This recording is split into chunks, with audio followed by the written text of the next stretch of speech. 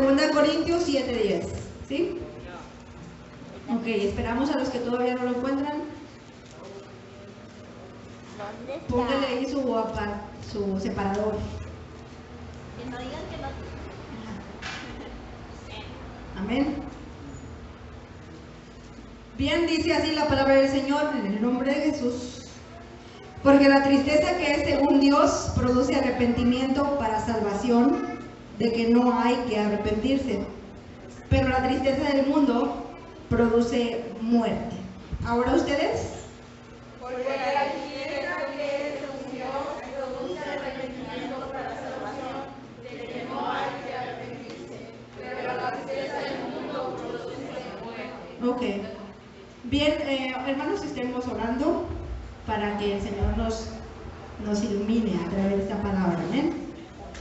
Gracias en esta tarde, Señor, primeramente, por el privilegio de poder compartir tu palabra, Señor. Quiero hacerlo con humildad. No me considero, Señor, mejor que nadie. Estoy aquí adelante porque es necesario, Señor, hablar tu palabra y pues hoy te ha parecido bien a ti que lo haga tu sierva. Te pido, Señor, que tú nos ayudes a meditar en esta palabra y que esta cumple el propósito con el que es enviada, Señor. Que, como lo dice ella misma, que traspase el corazón, Señor, que traspase la mente y que podamos, Padre, llevarla a la práctica, Señor. Glorifícate mediante esta palabra también, Espíritu Santo. Habla a través de mí, Señor, y que hable lo que ellos necesitan escuchar. Que tu palabra traiga, Señor, ánimo, consolación, que traiga, Señor, fortaleza a tu pueblo y que tu Espíritu Santo se encargue de cada uno de nosotros para hacer tu voluntad. Estamos en tus manos, Señor. Queremos hacerlo todo con reverencia, con temor y temblor. Hablar solamente las palabras correctas, Padre. Ponlas en mi boca para que tu pueblo escuche y pueda alimentarse. En el nombre de Jesús te lo pido. A tu nombre la gloria. Amén. ¿Pueden sentarse?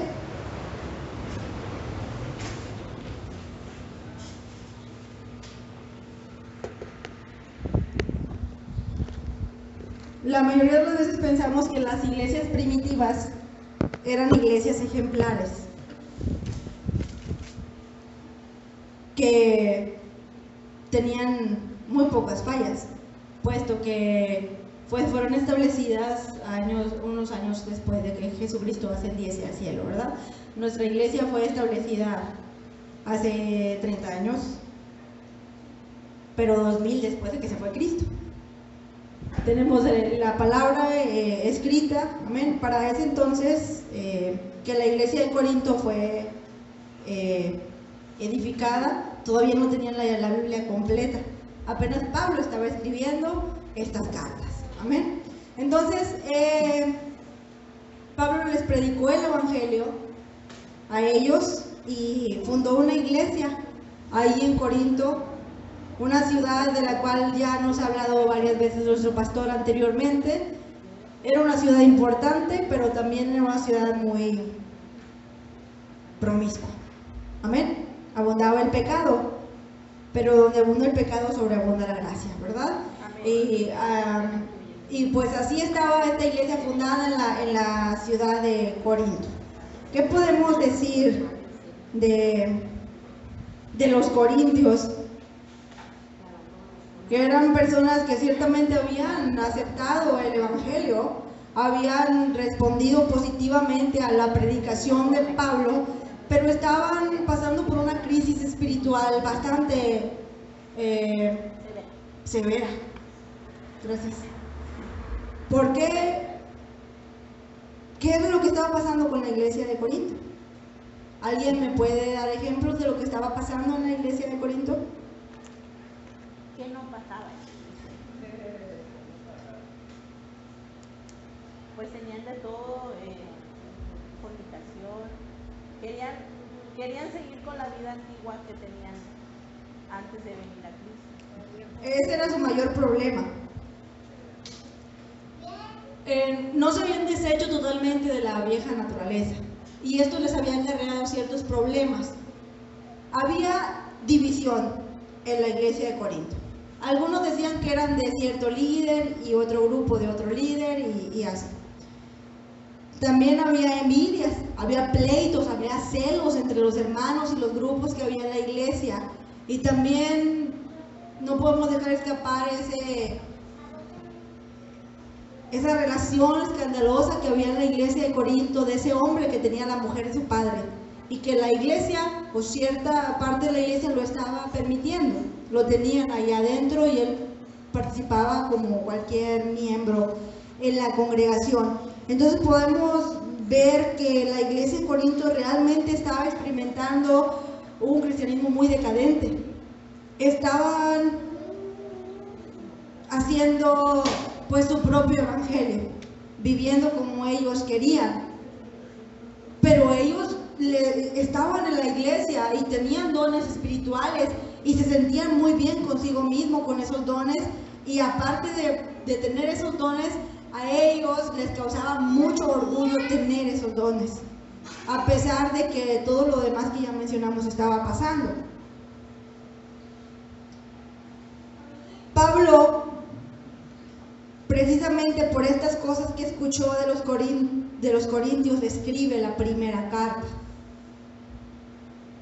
En la primera carta, Pablo intenta que los corintios se centren de nuevo en Jesucristo. Todo lo que los corintios estaban experimentando era porque habían desviado su mirada del blanco, que era Jesucristo. Si nosotros llegásemos a desviar la mirada de Jesús, entonces vamos a perder el rumbo. Empezamos a hacer cosas que no están bien delante de Dios porque ya no estamos mirando a Jesús el santo y ya no queremos ser santos nosotros tampoco. Y esto precisamente estaba pasando en la iglesia de Corinto. Pero bueno, yo no me quiero centrar en los problemas que tenía la iglesia de Corinto en sí. Lejos de señalar los pecados de esta iglesia o la decadencia espiritual que ellos estaban viviendo, yo quisiera enfocarme en la respuesta que da la iglesia de Corinto a la exhortación en la carta primera de Pablo. Hay esta segunda carta que leímos este extracto en el capítulo 7, es cuando Pablo ya ve los frutos de su primera carta en la iglesia de Corinto. Amén. Y yo quisiera que nosotros nos centráramos en ello. En primer lugar, la iglesia de Corinto recibe con humildad la primera carta de Pablo. El apóstol Pablo escribió su primera carta a los Corintios en un intento por restaurar a la iglesia corintia a su fundamento. O sea, ¿quién es su fundamento? Jesucristo. Amén. Y fue precisamente lo que el Espíritu Santo logró a través de la carta de Pablo cuando fue enviada a la iglesia de Corinto. Por supuesto que el primer paso para corregir nuestro mal proceder es darnos cuenta que estamos haciendo lo malo. Amén. ¿Cuántos de ustedes han escuchado los 12 pasos que tienen las personas que son adictas a alguna? El primer paso es reconocer que eres un adicto, ¿verdad? Entonces, para poder nosotros corregir algo que está mal en nuestra vida, lo primero que debe pasar en nosotros es reconocer que ese algo está mal en nosotros. Este fue el caso. El apóstol Pablo exhortó a la iglesia de Corinto, pues llegó a sus oídos las cosas que estaban sucediendo en esa iglesia, y eran cosas que no se podían pasar por alto en una iglesia que profesaba a Jesucristo.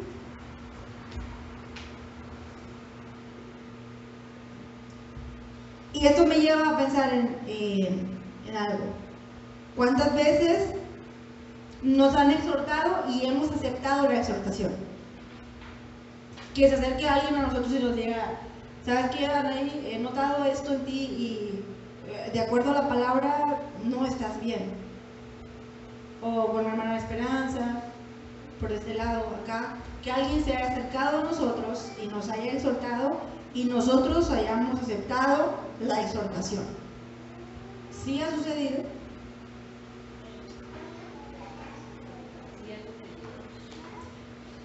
Y esto nos lleva a otra pregunta. Ya luego de recibir la exhortación, ¿cuántos de nosotros nos hemos molestado porque nos han exhortado y hemos pensado y nos aguantamos? Pero quisiéramos decirle a esa persona, no tienes por qué estarte metiendo en mi vida. Ni siquiera sabes por qué yo estoy haciendo lo que estoy haciendo. No tienes idea por lo que yo estoy pasando.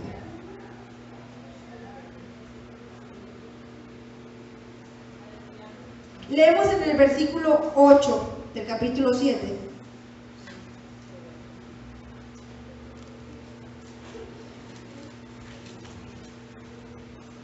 Que Pablo estaba un poco preocupado, ¿verdad? Dice, porque aunque os contristé con la carta, no me pesa. Aunque entonces lo lamenté. O sea, cuando les envié la carta, me sentí mal por ustedes. Lo lamenté mucho porque ciertamente yo creo que fui muy duro con ustedes por lo que estaba pasando, pero aún así tuve que enviarles esta carta.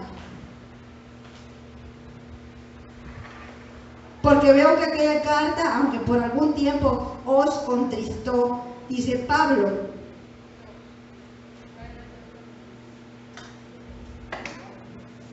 El hecho de que Pablo se estuviese reprochando a sí mismo por haber escrito con tanta severidad no afecta a la creencia de que él estaba escribiendo la carta a los Corintios bajo la inspiración del Espíritu Santo. De hecho, nos da aún más luz que era el Espíritu Santo hablando a través de Pablo, porque después cuando él como que recapitula y dice, todo esto les dije a los Corintios y ya se las envié, no sé cómo lo van a tomar, estoy un poco preocupado por eso. Era el Espíritu Santo hablando a través de Pablo en esa carta. A lo mejor Pablo quería tratarlos como un poquito menos, quería ser un poco más comprensivo. Bueno, a lo mejor tengo que ir a visitarlos a ver qué realmente está pasando, pero no. Él escribió la carta y le envió. Y creemos que fue el Espíritu Santo hablando a través del apóstol Pablo. Amén. Por ello enseguida dice que se goza porque fueron contristados. ¿Sí? Allá adelante en el nuevo dice, ahora me gozo. No porque haya sido contristado. O sea, no me gozo en el hecho de que los entristecí con mi carta. Me gozo en el hecho de que ustedes fueron contristados por el Espíritu Santo, por lo que estaba pasando con ustedes.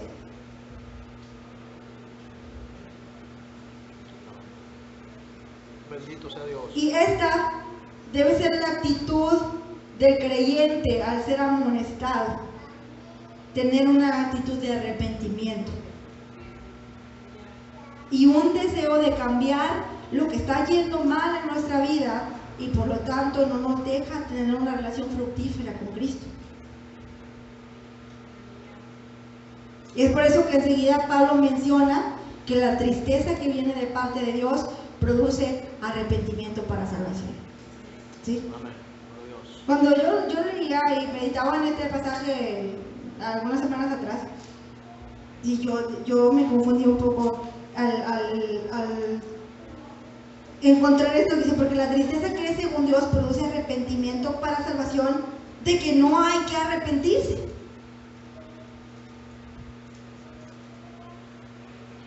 Pero la tristeza del mundo produce muerte.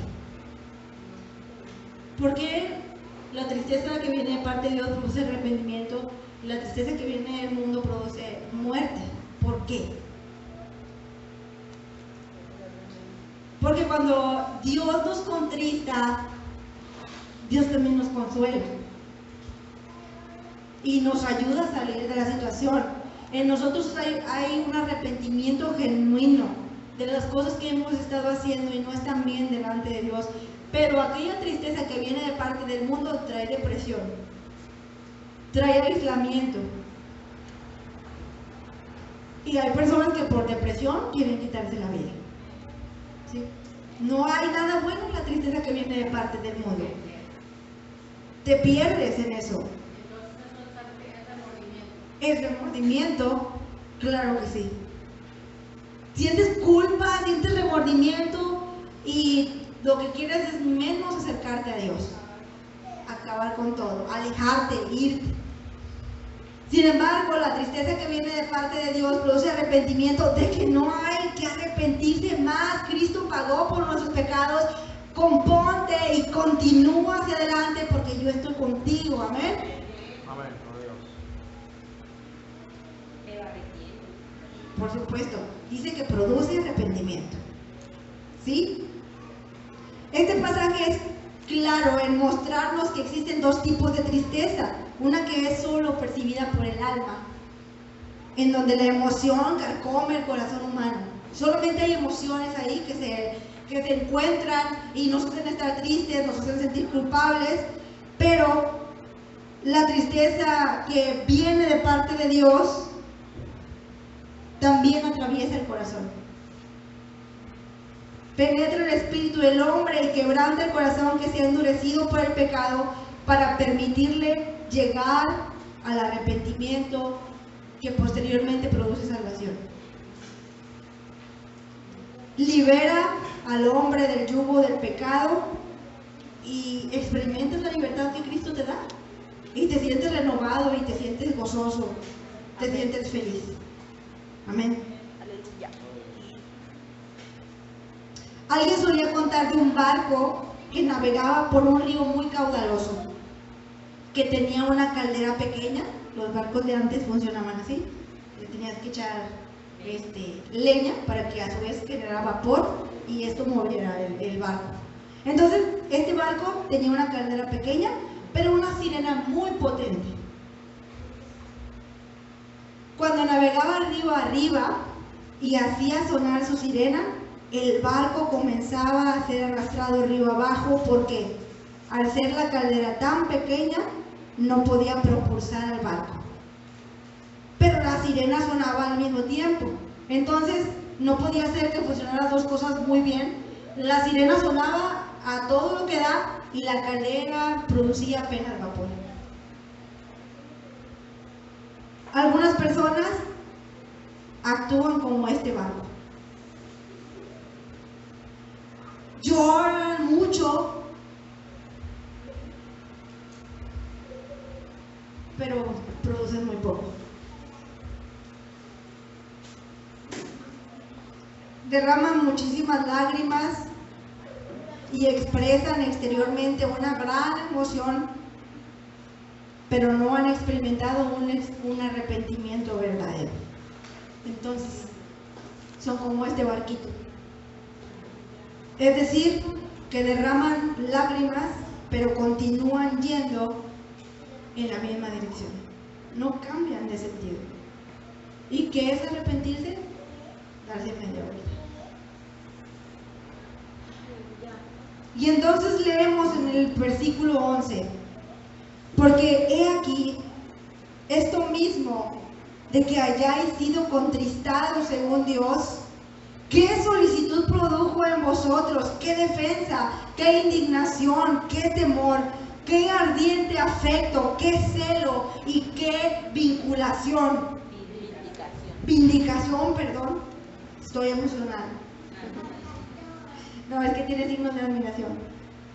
En todo os habéis mostrado limpios en el asunto. En este pasaje podemos encontrar los frutos de un verdadero arrepentimiento.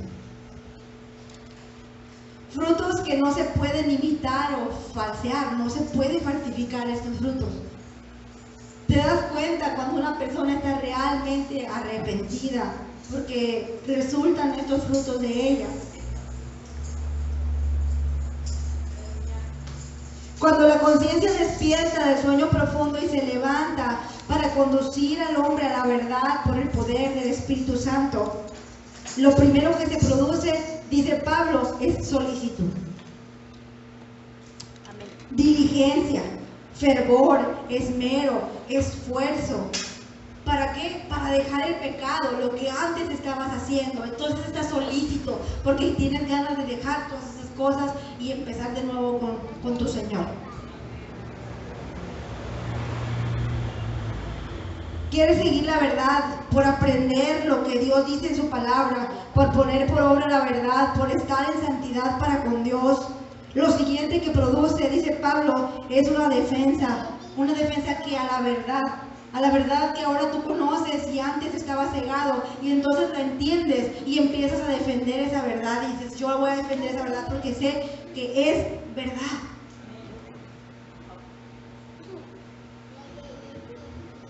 El reconocimiento de esa misma verdad ahora produce en nosotros la capacidad de defender aquello que creemos y que antes simplemente no nos importaba. Y entonces nuestros gustos empiezan a cambiar y queremos ahora dedicar nuestra vida al Señor. Y decimos, ese hombre sí se arrepintió de verdad.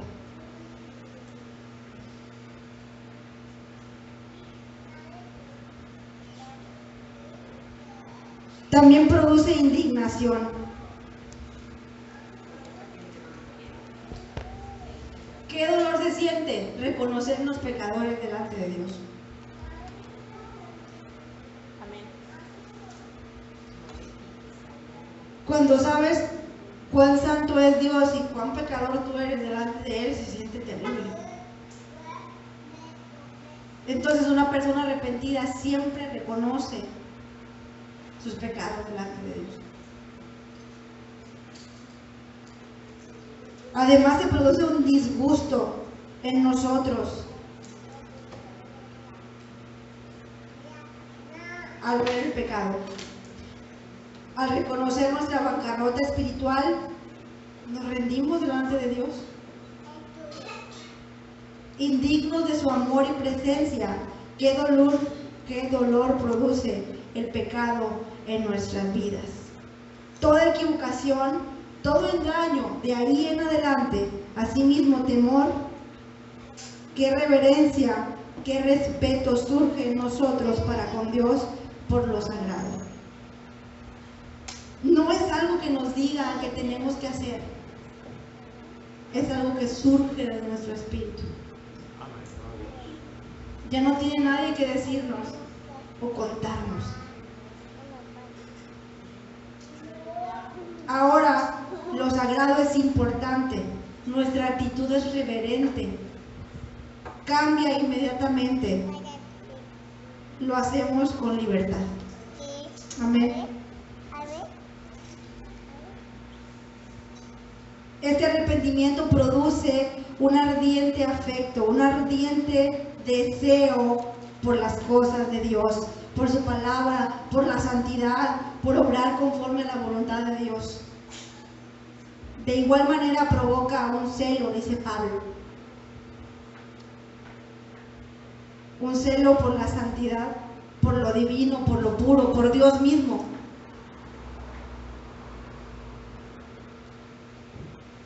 Además, provoca restitución, retribución. Queremos devolverle a Dios toda la honra. Queremos devolverle a Dios todo lo que ha hecho por nosotros, aunque no podremos. Pero hay ese deseo en nosotros. Amén. Y es algo que surge de nuestro espíritu. Nadie nos dice que tenemos que hacerlo. Esos son los frutos que trae un verdadero arrepentimiento. Y ese es el arrepentimiento al que nos llama el Padre el día de hoy. Sé que el Espíritu está obrando en nosotros. Si está obrando en mí, está obrando en ustedes. Él vive en nosotros. Amén. Somos hijos de Dios, por lo tanto el Espíritu de Dios está en nosotros. Y Él está obrando. Y si estamos tristes en esta noche, estemos tristes, porque la tristeza que viene de parte de Dios produce arrepentimiento. Y ese arrepentimiento, hermanos, trae todos estos frutos que acabamos de mencionar. Y es algo que necesitamos en nuestra vida. Amén. Amén, aleluya. Si estamos tristes en esta noche, permitamos que el Señor nos consuele. Amén. ¿Quiere orar conmigo? Amén. Mi Señor, gracias. Muchas gracias por tu palabra.